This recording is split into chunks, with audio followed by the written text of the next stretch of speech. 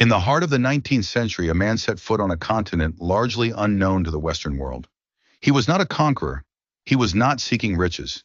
He came with a Bible, a medical bag, and an unshakable faith. His name was David Livingstone.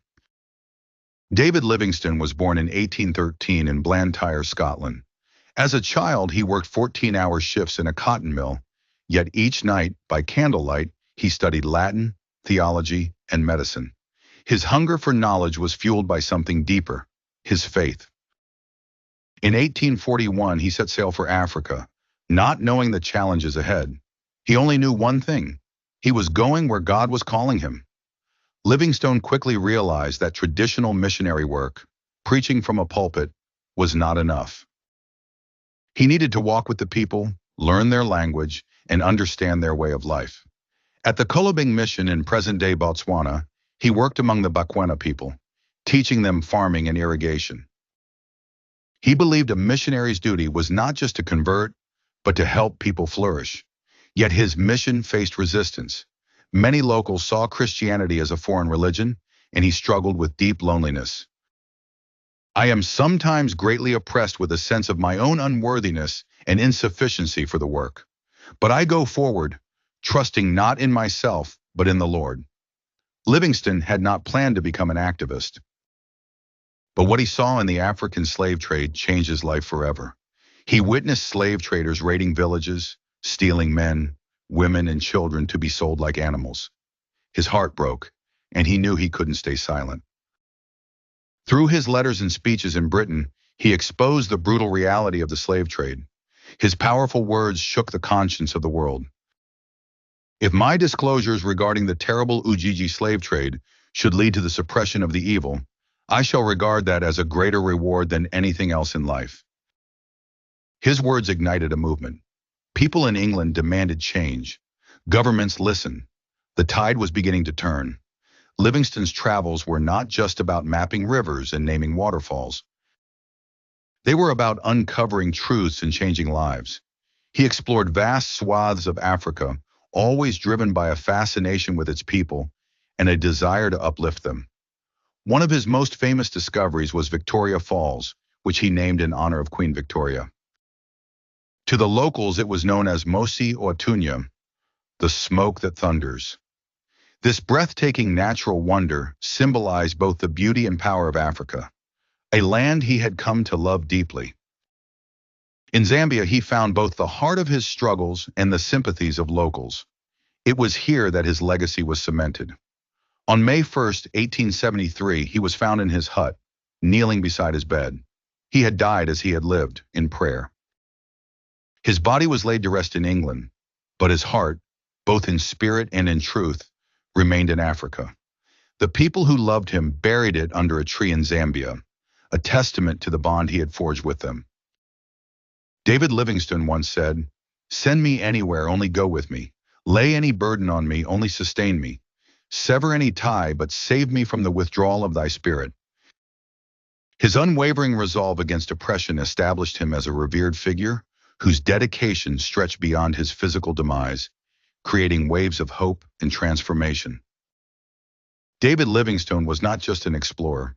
He was a servant of God, a fighter for justice, and a man who walked by faith even when the path was unknown. If you've been inspired by his story, be sure to like, share, and subscribe. Leave a comment below and share how his journey has moved you. Livingstone's life teaches us the power of faith, courage, and standing against injustice. How can you make a difference in your own way? Whether through acts of kindness, spreading awareness, or deepening your own faith, let his story inspire you to take action today.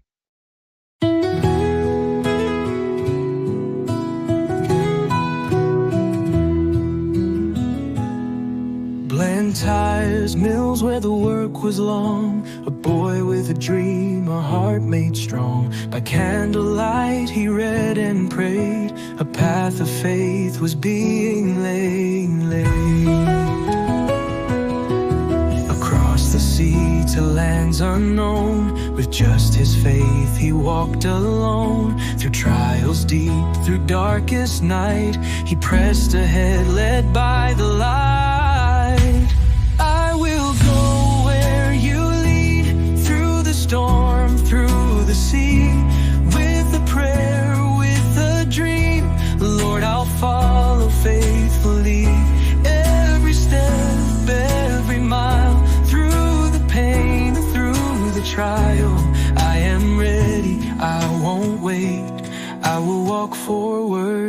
in faith.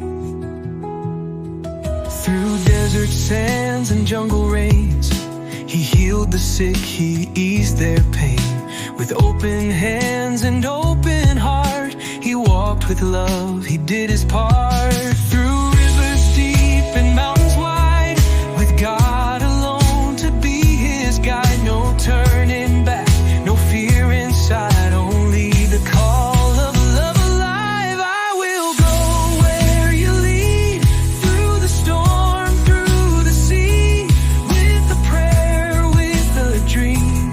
Lord, I'll follow faithfully, every step, every mile, through the pain, through the trial. I am ready, I won't wait, I will walk forward in faith. He saw the chains, the cries, the pain. He spoke the truth, he took a stand, a voice for those who had no choice. He fought until his strength was gone. I will go where you lead, through the storm, through the sea, with a prayer, with a dream. Lord, I'll follow faithfully, every step, every mile, through the pain, through the trial. I am ready, I won't wait, I will walk forward in faith. On his knees his race was run, but his work was far from done. Still today his voice remains, calling us to do the same. For